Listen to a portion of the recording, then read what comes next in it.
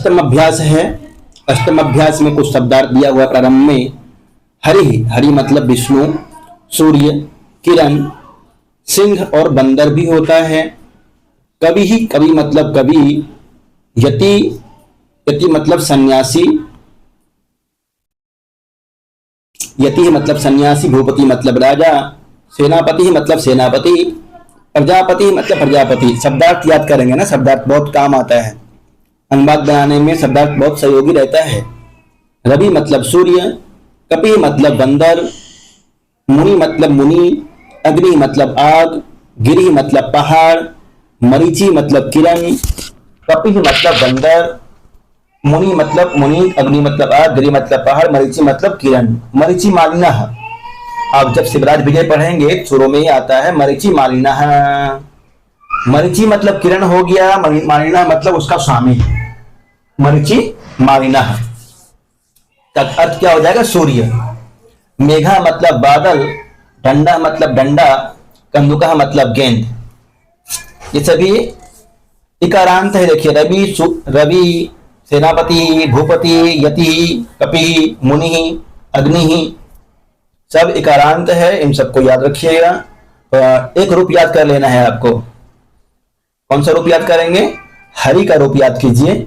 हरि का रूप दिया हुआ है इस कौमुदी में, जिन्होंने कौमुदी मंगाया है वो देखेंगे। हरि का शब्द रूप दिया हुआ है। शब्द रूप संख्या 2 है। हरि, हरि, हरय, हरिम, हरि, हरि, हरिणा, हरिभ्याम, हरिभि, हरे, हरिभ्याम, हरिभ्यः, हरे, हरिभ्याम, हरिभ्यः, हरे, हरियो, हरिनाम, हरो, हरियो, हरिषु, हे हरे, हे हरि, हे हरय। इस तरह से रूप चलेगा इसका। दह मतलब जलाना। दो शब्द है, एक जलाना और एक है जलना। जलाना, जब किसी को जलाते हैं, किसी पदार्थ को जलाते हैं तो दह का प्रयोग करेंगे, और जब स्वयं जलता है तो जलना। तप मतलब तपन करना या तपस्या करना। चर मतलब चलना या घूमना। विष मतलब बरसना। गई मतलब गाना, रूप चलता है गायती। विष का रूप चलता है वर्षति। चर का रूप चलेगा चरती। तप का रूप कैसे चलता है? तपति, तपता, तपंती। ज्वल का रूप चलेगा ज्वलयति, ज्वलयतः, ज्वलयन्ति। ज्वलति, ज्वलतः, दह का दह्यत, दहती। ज्वलती चलेगा, ज्वल का ज्वलती। कुछ शब्दार्थ है। सह, साकम, समम, सार्धम। सह, साकम, समम, सार्धम, चारों का अर्थ सात होता है। सह, साकम, समम, सार्धम, चारों का अर्थ सात। जब सात के अर्थ में हो तो तृतीया विभक्ति का प्रयोग करते हैं। अभी नीचे सूत्र आएगा। हरि शब्द का रूप याद कर लीजिएगा, दिया हुआ है इसमें। हरि, रवि, गिरि सबका एक समान रूप चलेगा। पति समास एव। पति शब्द के, पति शब्द किसी शब्द के अंत में समस्त होगा तो उसका रूप हरि के तुल्य चलेगा। नियम 22वां क्या है? पति समास एव। पति शब्द किसी शब्द के अंत में यदि समस्त होगा, समस्त पद होगा, तो उसका रूप हरि के तुल्य चलेगा। हरि का रूप याद करेंगे तो उसके समान रूप चलेगा, जैसे भूपति, सेनापति इत्यादि। समास में प्रातिपदिक संज्ञा किससे होती है? समासों की प्रातिपदिक संज्ञा। गुड। तद्धित समासास्य सूत्र से प्रातिपदिक संज्ञा होती है। धातु रूप में आपको भू धातु का लंग लकार, लंग लकार का रूप याद कर लेना है। जिनको याद नहीं है, याद है तो अच्छी बात है। अभवत, अभवताम, अभवन, अभवः, अभवतम, अभवत, अभवम, अभवाव, अभवाम। लंग लकार में कितने विसर्ग का प्रयोग होता है? ओनली वन, मध्यम पुरुष एक वचन में। अभवः, अत, अताम, अन, अह, अतम, अत, अम, आव, आम। लंग में धातु से पहले अ लगेगा, बाद में संक्षिप्त रूप, जैसे अपठत, अलिखत, अदहत, अज्वलत, अतपत, अचरत, अवर्षत, अगायत। यदि धातु का प्रथम अक्षर स्वर होगा तो आ लगेगा, यदि स्वर होगा तो आ हो जाएगा उसका। जैसे इसको हो जाएगा ऐच्छत, आगम को आगच्छत, अस को आसित। आगे नियम है साधक तमम करणम, तम प्रत्यय है इसमें, साधक तमम अर्थात क्रिया की सिद्धि में जो अत्यंत सहायक हो उसकी करण संज्ञा होती है। जैसे मोहन पेन से लिखता है, लिखने में क्या सहायक है उसके लिए सबसे ज्यादा? लिखनी, लेखनी, पेन सहायक है। श्याम साइकिल से विद्यालय जाता है, विद्यालय जाने में श्याम के लिए सबसे बड़ा सहयोगी क्या है? साइकिल। साइकिल की करण संज्ञा हो जाएगी और करणे कर्तृकरणयोस तृतीया, करण में तृतीया होती है, परंतु कर्म वाच्य और भाव वाच्य में कर्ता में भी तृतीया होती है। ये नियम मालूम है ना? कर्म वाच्य और भाव वाच्य में कर्ता में तृतीया विभक्ति होती है। कर्तृवाच्य में कर्ता के अनुसार क्रिया होती है और कर्म वाच्य में कर्म के अनुसार क्रिया होती है। भाव वाच्य में क्रिया किसके अनुसार होती है? भाव वाच्य में सदैव क्रिया प्रथम पुरुष एक वचन में ही आती है, इसका ध्यान रखेंगे। जैसे कंदुकेन क्रीडति, मोहना कंदुकेन क्रीडति, मोहन कंदुक से, गेंद से खेलता है। श्याम दंडेन चलति, श्याम करता है, दंडेन दंड सहायक है, चलति क्रिया है। रामेण गृहं गम्यते, कर्म वाच्य में रामेण गृहं गम्यते, रामेण कर्ता होने से तृतीया विभक्ति, गृहं प्रथमा विभक्ति का प्रयोग किया है और गम्यते कर्म के अनुसार क्रिया। रामेण भूयते, यह भाव वाच्य में प्रयोग हुआ है, रामेण भूयते। जहां समझ में नहीं आएगा बोल देंगे ना। सहयुक्ते अप्रधाने, देखिए प्रश्न या तो पूरी तरह से समझ में आ जाता है तब नहीं पूछते हैं, या फिर बिल्कुल नहीं आता है तब प्रश्न नहीं पूछते हैं। या तो आपको पूरी तरह से समझ में आ रहा है या बिल्कुल नहीं आ रहा है, क्या बात है?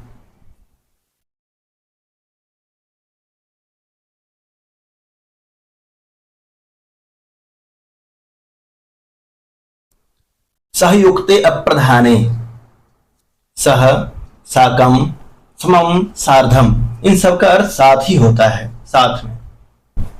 के साथ तृतीया होती है, किसमें होगी तृतीया? सहयुक्ते अप्रधाने, जो अप्रधान होता है, जो प्रधान नहीं, गौण जो होता है ना, उसमें तृतीया विभक्ति का प्रयोग करते हैं। जैसे जनकेन सह सार्धम समम वा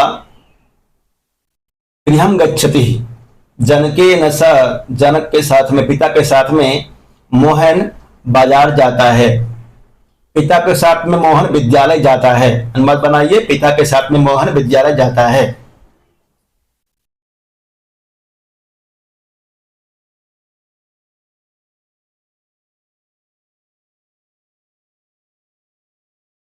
इत्थम भूत लक्षणे, जिस चिन्ह से किसी व्यक्ति, वस्तु या जिस किसी चिन्ह से किसी व्यक्ति वस्तु का बोध हो उसमें तृतीया होती है। जैसे जटाभियति, जटा के द्वारा ज्ञात होता है कि वह सन्यासी है। कुर्चेन यवनः, दाढ़ी से ज्ञात होता है कि वह यवन है। और वस्त्रेण ब्रह्मचारी, वपुषा, वपुषा शक्तिशाली, शरीर से ही दिख रहा है कि वह शक्तिशाली है। जिस चिन्ह से हमें ज्ञात होता है, किसी भी, चाहे वो व्यक्ति हो, वस्तु हो, कोई भी चिन्ह से ज्ञात होता है, उसमें तृतीया विभक्ति लगा देते हैं। जैसे पुलिस का ज्ञात कैसे होता है? उसके ड्रेस को देख करके, यूनिफॉर्म को देख करके ना। तो वस्त्रेण आरक्षकः, आरक्षी। और उदाहरण आगे आएगा, वहां देखते हैं। हेतु कारण बोधक शब्दों में तृतीया होती है। कारण बोधक शब्दों में तृतीया होती है, जैसे अध्ययन वसति, किस कारण से रहते हैं? अध्ययन के हेतु से। किस कारण से विद्यालय जाते हैं? अध्ययन के लिए। खेलने किस लिए जाते हैं? स्वास्थ्य के लिए। स्वास्थ्येन, स्वास्थ्याय वा। हेतु। अनुवाद। उसने पढ़ा, इसमें लंग लकार में बनाना है आपको अनुवाद। उसने पढ़ा क्या बनेगा? सह अपठत। तूने लिखा।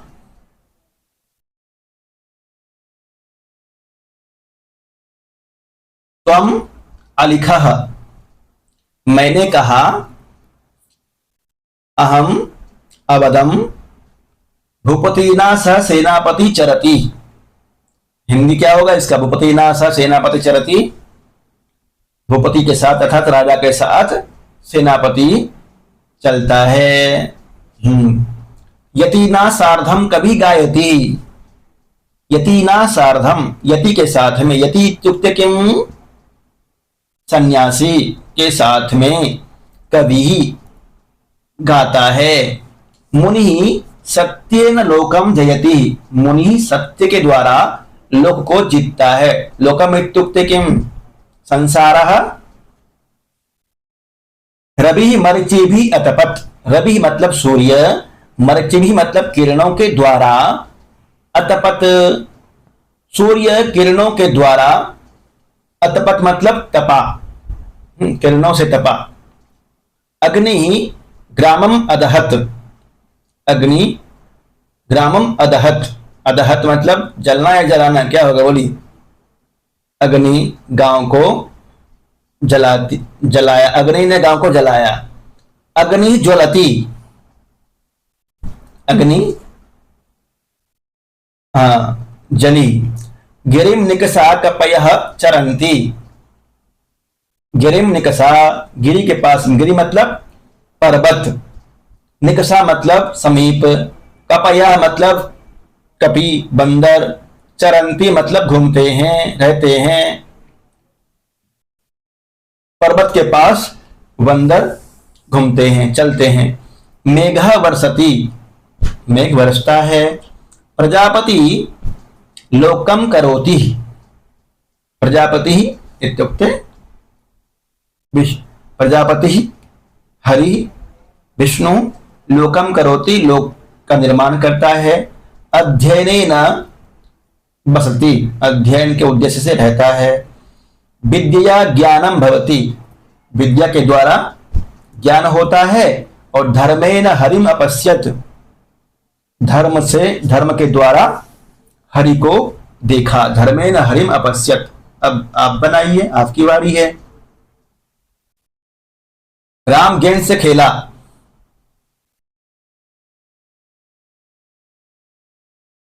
रामः कन्दुकेन अक्रीडत्। ठीक। यति डंडे के द्वारा चला। यति, हाँ, यति दंडे न चलत। जिसके द्वारा है ना, उसमें तृतीया होगी। यति डंडे न अचलत। कवि ने गाया।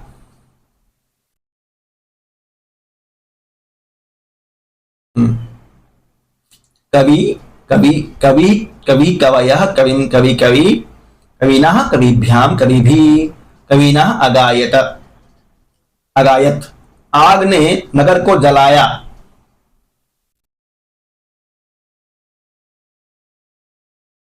अग्नि नगरम अदहत। सूर्य ने किरणों से लोक को तपाया। इसका बनाइए। सूर्य ने सूर्य किरणों से बहुवचन का प्रयोग करना है। मरीचि, मरीचि मतलब किरण होता है। मरीचि भी लोकम अतपत। सूर्य मरीचि भी लोकम अतपत। आग कब जली?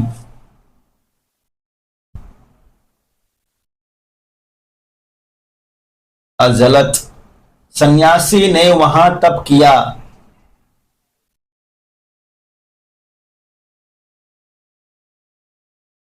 हाँ, सन्यासी ने वहां तप किया। यति तत्र तपत, यतिनः तत्र तपत।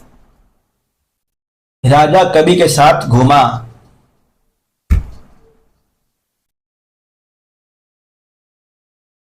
कवि के साथ में घूमा। राजा कवि के साथ। नृपः कविना सार्धम सह समम्बा अभ्रमत अचरत।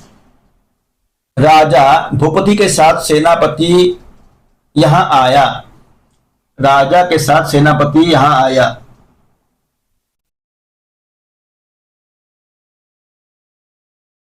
गुड। जटा से सन्यासी ज्ञात होता है।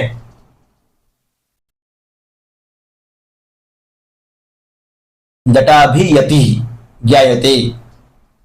जटा भी यति ज्ञायते। कवि ने किस प्रकार गाया? कविना कथम अगायत। यति मुनि के साथ हरि के पास गया।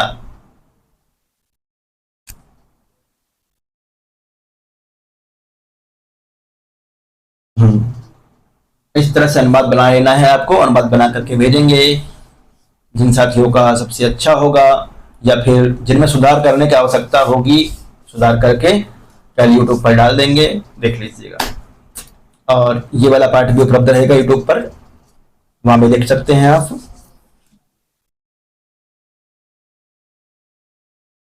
बंदर बालकों के साथ खेला।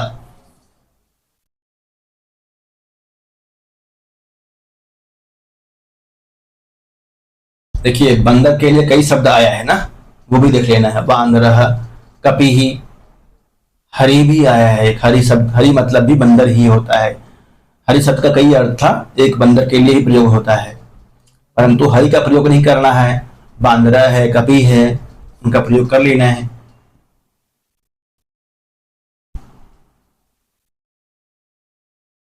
कबीना अगायत, शुद्ध कीजिए। कबीना अगायत क्या बनेगा?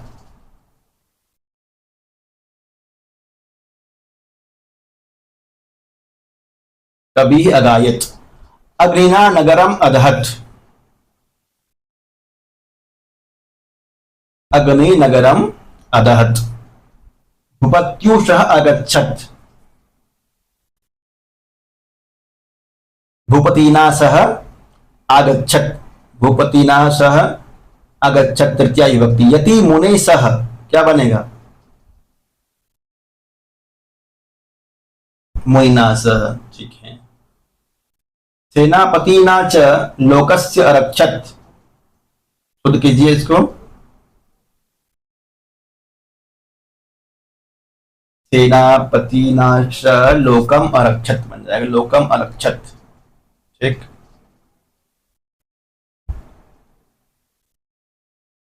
अब आपको याद करना है, कुछ कुछ याद करने वाला अंश है, वो भी देख लीजिए। क्या क्या याद करना है आपको? लट, लोट और रेट में परिवर्तित करो। परिवर्तित नहीं करना है। पूरे रूप लिखो। रूप लिखना है। लिख नहीं सकते हैं तो याद जरूर कर लीजिएगा। हरि, कवि, रवि, अग्नि, मुनि, भूपति, प्रजापति, इनका रूप याद कर लेना है। कल भी याद करने दिया गया था आपको, याद किए थे कल वाला रूप? याद कर रहे हैं या फिर सिर्फ कक्षा में पढ़ रहे हैं और उसके बाद फिर चला टाइम पास हो जाता है? ऐसा नहीं करना है ना। कम कम ही पाठ पढ़ रहे हैं अभी, याद करते रहना है।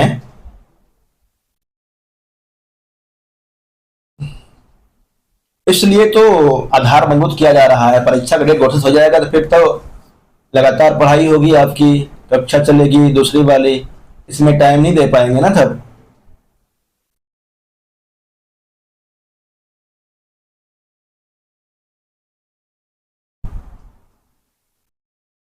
आगे है, लन के पूरे रूप लिखो।